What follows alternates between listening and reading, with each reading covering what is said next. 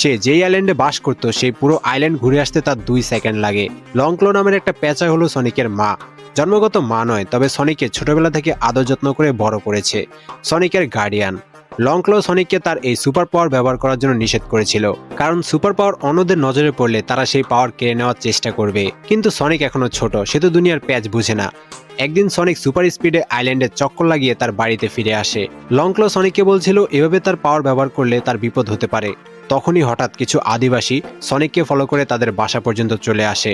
তারা তীর মারতে শুরু করে। লংক্লো সনিককে বাঁচানোর জন্য উড়ে পালিয়ে আসতে থাকে, কিন্তু একটা তীর এসে লংক্লোর বুকে লেগে যায়। লংক্লো সনিককে নিয়ে নিচে পড়ে যায়। তীরবিদ্ধ হওয়ায় লংক্লো আর উঠতে পারছিল না। আর আদিবাসীরা সনিকের শক্তি সম্পর্কে জেনে গেছে, মানে সনিক আর এই প্ল্যানেটে সেফ না। তাই লংক্লো একটা ছোট্ট গোল্ডেন রিং নিয়ে সেটা দিয়ে একটা পোর্টাল ওপেন করে। এই পোর্টালের অপর প্রান্ত পৃথিবীতে গিয়ে খুলেছে। লংক্লো সনিককে রিং ভর্তি ব্যাগটা দিয়ে বলে, যদি কখনো পৃথিবী তার জন্য আনসেফ হয়ে যায় তাহলে যেন এই রিং ব্যবহার করে অন্য কোনো প্ল্যানেটে চলে যায়। সনিক সেই পোর্টাল দিয়ে পৃথিবীতে চলে আসে, তবে লংক্লো আদিবাসীদেরকে আটকানোর জন্য পোর্টালের অপর প্রান্তে থেকে যায়। সনিক পিছনে তাকিয়ে দেখতে পায় আদিবাসীরা লংক্লো এর দিকে এগিয়ে আসছে। আবারও পোর্টালের দিকে ফিরে যেতে চাইলে সেই পোর্টাল বন্ধ হয়ে যায়।